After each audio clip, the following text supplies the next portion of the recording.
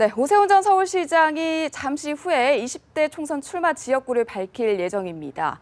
그동안 당내에서 일단 험지 출마를 요구받았는데요. 오 전 서울시장의 결심은 어디로 향하게 될까요? 네, 이 시간에 김우석 미래전략개발연구소 부소장과 함께 관련 내용을 좀 자세히 짚어보도록 하겠습니다. 어서 오십시오. 네, 안녕하세요. 네, 먼저 기자회견 내용은 잠시 후에 연결이 되는 대로 좀 추가로 전해드리도록 네네. 하고요. 일단 오세훈 전 서울시장이 종로 출마 뜻을 계속해서 밝혀왔는데 소신을 굽히지 않고 이 뜻대로 따라갈 거라고 보시는지부터 짚어주시죠. 일단 어제까지도 보니까 페이스북이나 SNS에 예. 종로에서 활발하게 네, 움직이고 소장님 있는 말씀 모습. 중에 죄송한데요. 지금 뭐 기자회견 영상이 들어오고 있다고 예, 하니까 예. 보시고 대담 이어가도록 하겠습니다. 네, 앞서 예고해 드린 대로 오세훈 전 서울시장이 20대 총선에서 어디에 출마할지 밝힙니다. 현장 연결해서 보시겠습니다. 마친 종로구에 출마하기로 하였습니다. 이른바 험지 출마 요청을 받고 지난 한 달여간 개인적으로 이루 말할 수 없는 고뇌의 시간을 보냈습니다. 좀 더 어려운 지역에 가서 야당의 거물급 인사를 상대해 수도권 선거 판세를 견인해달라는 당대표의 요청을 쉽게 거절할 수는 없었습니다. 집권 여당의 정치인으로서 박근혜 정부의 국정 안정을 위해 총선 승리에 기여해야 한다는 책임감 또한 적지 않았습니다. 그러나 정작 험지가 어디인지 결정되지 않은 채 종로의 유권자들을 찾아뵙는 것도 송구스럽고 더 이상 결정을 미루는 것은 서울의 다른 지역에서 열심히 뛰고 계시는 우리 당 예비 후보들에게도 도리가 아니라고 생각을 했습니다. 지난해 4월 저는 정치 재개를 밝히면서 당의 총선 승리에 기여하고 싶다. 쉬운 지역에는 가지 않겠다. 그리고 상징적인 곳에서 출마하겠다 하는 원칙을 천명한 바가 있었습니다. 이 세 가지 원칙에 부합하는 곳이 바로 종로입니다. 존경하는 국민 여러분, 종로 구민 여러분, 그리고 당원 동지 여러분, 정치 1번지라 불리는 종로는 무엇보다 우리 정치사에서 민심의 향방을 가늠하고 선거의 승패를 가름해왔던 가장 상징적인 곳입니다. 그럼에도 불구하고 우리 새누리당은 유독 종로에서 지난 5년간 19대 총선을 비롯해서 서울시장 보궐선거, 18대 대통령 선거, 지방선거 등 총 4번의 선거에서 연이어 패배하는 아픔을 겪어왔습니다. 또한 종로는 야당 대표까지 지내신 오선의 네, 부소장님, 저희가 막 얘기를 나누려고 했던 찰나에 지금 기자회견 현장을 연결해서 보셨는데 네네. 예상됐던 대로 네네. 이 종로 출마의 뜻을 밝혔습니다. 결국 맞습니다. 번복 없이 소신을 굽히지 않은 것으로 해석을 해볼 수가 있겠죠. 사실 소신을 굽히지 않았다 그 말도 맞는 말씀이지만 예. 당의 요구를 저항을 했다 이런 개념도 아닌 것 같아요.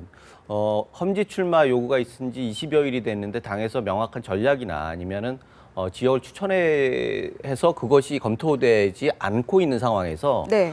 선거가 다가오고 있었기 때문에 명분이나 여러 가지 면에서 오세훈 시장의 지금 판단은 국민들에게 이득 납득이 갈 만하다고 볼 수 있겠습니다. 네, 그리고 일단 종로가 더불어민주당 정세균 의원의 지역구잖아요. 그리고 네네. 뭐 오세훈 전 서울시장 같은 경우도 새누리당 입장에서는 결코 쉽지 않은 곳이다라는 입장을 재차 밝혀왔었는데 진정한 의미의 험지가 맞는 건지 좀 풀어주시죠. 네. 험지라고 하는 게 좀 상대적인 개념이죠. 그렇죠. 네, 일단은 지금 현재 국회의원이 상대 당이라고 하면 거기는 험지로 볼 수 있습니다. 네. 그게 공성의 개념이고 수성의 개념은 아니지 않습니까? 그래서 당에서 요구하는 것도 오세훈 시장, 전 시장 보고 다른 지역으로 가라는 논리가 지금 기존에 있던 박진 의원도 충분히 승산이 있기 때문에 네. 오세훈 전 시장은 다른 데에서 둘 다 승리하는 쪽으로 가자 이런 논리였고요. 오세훈 전 시장은 거기에 대해서 이 종로는 전략적으로 굉장히 중요한 지역이기 때문에 확실하게 승리를 거두고 가야 한다. 결코 지금 만만하게 볼 수도 없고 자기도 그렇게 쉬운 지역은 아니다. 최선을 다해서 이건 쟁취해야 한다. 이런 논리였거든요. 그런 의미에서 오세훈 시장의 논리가 일면 상응하고 예. 또 하나는 그 20여일 동안의 지역을 계속 다니지 않았습니까? 그러면 선거를 치르는 사람 입장에서는 그 많은 지지자를 버리고 넘어가기는 정말 명분이 있기 전에 힘든 상황이에요. 그런 면에 있어서 지금쯤은 어떤 다른 논리가 없으면은 선언을 하는 게 맞다 이렇게 볼 수 있겠습니다. 네, 저희가 좀 앞서 나가서 좀 예상을 해볼 필요도 있을 것 같은데 예를 들어서 정세균 의원과 오세훈 전 시장이 네. 만나게 된다면 그 판세는 어떻게 예측을 해볼 수가 있을까요? 그 개인의 득표력은 여론조사 이런 데를 보면은 지금 뭐 오세훈 전 시장이 조금 앞서는 것 같아요. 그렇지만 전체적으로 판도는 여러 번 변화가 있을 겁니다. 네. 전략적으로 보면은요, 지금 서울의 동북 쪽은 대체적으로 야당 강세 지역, 그 다음에 남쪽은 여당 강세 지역, 그리고 은평이나 서대문 쪽은 둘도 나눠 있습니다. 이게 중앙이 문제거든요. 종로, 용산, 마포 이런 쪽이 지금 전략적으로 중요한 데인데 용산은 지금 진영 의원이 새누리당이 하고 있고 종로는 야당. 그리고 마포 같은 경우는 이번에 계속 야당이 가지고 있었기 때문에 안대희 전 대법관이 투입이 되는 형상이 된 거죠. 그런 면에서 이제는 서울의 중심부를 어떻게 차지하느냐, 그걸 기반으로 해서 다른 데 전파를 어떻게 새를 몰아가느냐, 이런 전략적인 판단에 의해서 이 지역이 선택된 것 같고, 거기에 의해서 오세훈 전 시장도 그 명분으로 여기를 최종적으로 선택한 것 같습니다. 서울시장 프리미엄이 어느 정도로 작용할 것으로 보세요? 서울시장, 그냥 단순한 서울시장이 아니라 예. 어떻게 서울시장을 그만뒀느냐. 사실은 그 무상급식 문제 때문에 그만두지 않았습니까? 그런데 상당히 지나고 난 지금 시점에서 무상급식 논란에 대해서 오세훈 시장이 옳았다라고 하는 인식들이 굉장히 많아진 상황입니다. 그래서 그런 기억들을 가지고 있는 사람이 강고하게 오세훈 시장을 좀 이렇게 지지하고 있는 형상이기 때문에 이게 얼마나 파급 효과가 있을지 모르겠지만 지금은 상당히 탄탄한 기반을 가지고 있다 이렇게 볼 수 있겠습니다. 네, 저희가 좀 앞서 나가서 본선 얘기를 해봤지만 그 앞서서 좀 네. 치열한 예선전이 기다리고 있잖아요. 지금 예. 뭐 종로에서만 3선지는 박진 의원과의 경쟁이 맞습니다. 치열하게 펼쳐지고 있는 상황인데 네. 이 부분의 결과는 좀 어떻게 될 것으로 예상을 아까도 해볼 수 있을까요? 아까도 말씀드렸지만 많은 여론조사나 이런데 박진 의원도 충분히 승산이 있다라는 얘기가 나오고 있어요. 그렇죠. 그런 면에서 또 삼선을 했다는 게 간단한 건 아니거든요. 그러고 다른 지역 같은 마포 같은 경우에는 어떻게 보면은 전적으로 그 여론조사만 가지고 선택할 수도 있는데 이 지역은 경선을 치러야 합니다. 네. 그런 면에 있어서 기득권을 가지고 있던 박진 의원이나 지금 위원장인 정인봉 전 의원 이런 부분들이 그 세가 간단치 않거든요. 이거를 아주 잘 통과를 해야지 본선에 갈 수 있겠죠. 네, 앞서서 뭐 안대희 전 대법관이 험지 출마를 요구하면서까지 왜 경선까지 치르게 하느냐 이런 불만을 나타내기도 했었잖아요. 네. 이 안대희 전 대법관의 불만대로 약간 험지 출마하는 그런 후보들에게는 약간의 프리미엄을 줘야 된다, 경선을 치르게 하면 안 된다라는 네. 그런 의견들에 대해서는 어떤 생각 갖고 계세요? 경선 그렇죠. 예전에 전략공천이라고 하는 예. 부작용 때문에 전략공천에 대한 알레르기가 좀 있습니다. 하지만 야당에서는 지금 새로운 인재들을 경쟁적으로 이렇게 리크루트를 하고 있거든요. 네. 영입을 작업을 하고 있는데 여당에는 이렇다 할 영입이 없습니다. 그것은 왜 그러냐면 당내에 빈 공간이 없기 때문이에요. 오픈 프라이머리 논쟁부터 잘 보셨겠지만 공간을 주질 않습니다. 모든 기득권이 대체적으로 인정되는 범위에서 가고 있거든요. 네. 그러다 보니까 신진 인사가 들어오지도 않고 이런 분들도 불만을 갖게 되는 거죠. 그래서 당내에서는 이런 경우는 100% 여론조사를 통해서 후보를 선출해야 한다. 지금 지난번에 당규 개정을 하면서 그런 예외 규정 이런 것들을 만들어 놨거든요. 영입 인사가 요구할 경우는 7대3의 비율로 경선을 하는 게 아니라 100% 여론조사를 통해서 후보를 선출할 수 있다. 이런 규정이 있기 때문에 예. 지금 안대희 전 대법관 같은 경우에는 그 룰을 적용해 줄 것을 당에 강력하게 요구를 하고 예. 있습니다. 그런 불만에도 불구하고 어찌됐건 안대희 전 대법관 같은 경우는 험지 출마를 한 그런 모습이고 네. 그리고 오세훈 전 서울시장 같은 경우는 그 반대의 입장으로 풀이된다라는 해석들이 나오고 있거든요. 제가 보기에는 둘 다 뭐 험지의 정도 차이는 있지만 네. 그렇게 녹록한 지역은 아니라고 보고요.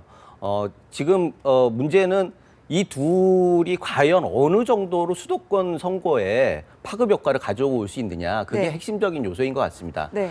단 안대희 전 대법관 같은 경우에는 선거 경험이 없는 분이거든요. 사실은 지명도만 가지고 선거를 치를 수는 없습니다. 그래서 당에서 많은 도움을 줘야 하는데 과연 그렇게 할 수 있을지 지금 20여일 동안에 있는 과정을 보면 사실은 그렇게 녹록하지는 않아요. 그래서 앞으로 좀 더 지켜봐야 할 것 같습니다. 네, 그런데 어찌됐건 뭐 험지 농도 차는 있다라고 얘기는 하셨지만 김무성 대표가 네. 오세훈 전 서울시장한테 종로 말고 다른 험지에 나가라라고 계속해서 요구를 했었잖아요. 네. 그런데 이 부분이 지금 뭐 다르게 지금 흘러가고 있는 양상인데 약간 이율 배반이 있어요. 예. 사실 그렇게 얘기를 하려고 하면은 기존에 그 자기 지역을 뛰고 있던 사람을 다른 데로 옮기려고 하면 다른 데로 옮기는 명분을 줘야 하지 않겠습니까? 당에서 줘야죠. 본인 보고 얘기하는 거는 명분을 줘야 하고 그 명분을 어느 시점 그러니까 뭐 지역이나 이런 것들을 특정해 줘야 하는데 거의 한 달 동안 방치해 놓은 상태에서 왜 옮기지 않았느냐라고 요구하기는 지금 어려운 것 같습니다. 네, 그런데 어찌됐건 대표의 그런 뜻에 따라서 이루어진 게 아니다 보니까 네. 김무성 대표의 리더십에 어느 정도 영향을 주는 것 아니냐 이런 얘기들도 나오고 있거든요. 단순히 이 종로뿐만 아니라 지금 예. 그 아까 말씀드렸던 영입 문제, 사실 뭐 새로운 얼굴들이 얼마나 많이 나오느냐, 또 참신한 이런 것들에 대해서 총선에 굉장히 큰 영향을 미치는데 여당은 지금 사람도 없고 전략도 없다라는 게 대체적인 분석이에요. 그래서 너무 좋은 구도에만 의지해서 선거를 치르려고 하는 거 아니냐. 예. 그런 위기감 같은 얘기들이 나오고 있습니다. 지금 이 상황에서 봤듯이 이제 여당이 계속 안주하는 모습을 보면 국민들이 그렇게 녹록하게 표를 많이 줄 것 같지는 않아요. 네. 요걸 교훈 삼아서 인물, 전략, 비전, 정책 이런 부분들을 다시 한번 좀 점검을 하고 적극적으로 나서야 할 때가 된 거 아닌가 이런 생각이 드네요. 네, 그리고 앞서서도 계속해서 지적을 해주셨습니다만 20일 넘게 확답을 주지 않은 게 관련해서 뭐 김무성 대표와 관련해서 뭐 태도 논란도 계속해서 일고 있고 네네네. 이런 부분들이 지나치게 이 대권 잠룡들을 좀 의식한 그런 행보 아니냐라는 예. 지적들도 있는데 이 부분은 어떻게 보십니까? 대권 잠룡 견제라고 하면 사실은 김무성 대표가 대권 가도를 가기 위해서 총선 승리는 가장 필요한 겁니다. 당연히 총선 승리에 도움이 되는 사람이라고 하면은 최대한 활용을 해야죠. 그게 예. 대권 과도니까. 단 그렇게 못하는 거는 김무성 대표가 인위적으로 기존에 있는 사람들을 뺄 수 없다. 이런 얘기들을 워낙에 많이 해놨기 때문에 네. 사실 본인의 입으로 배치를 잘 못하고 전략을 변경을 하지 못하는 것들이 문제가 돼 있는 것 같아요. 그런데 총선을 지휘하는 리더로서는 이 부분에 대해서는 한 번 다시 고민을 해서 전략적으로 검토해 볼 필요가 있다고 생각합니다. 네, 오늘 오세훈 전 서울시장의 종로 출마 선언과 관련된 내용을 좀 자세히 짚어봤습니다. 오늘 말씀 여기까지 듣겠습니다. 고맙습니다. 네, 고맙습니다.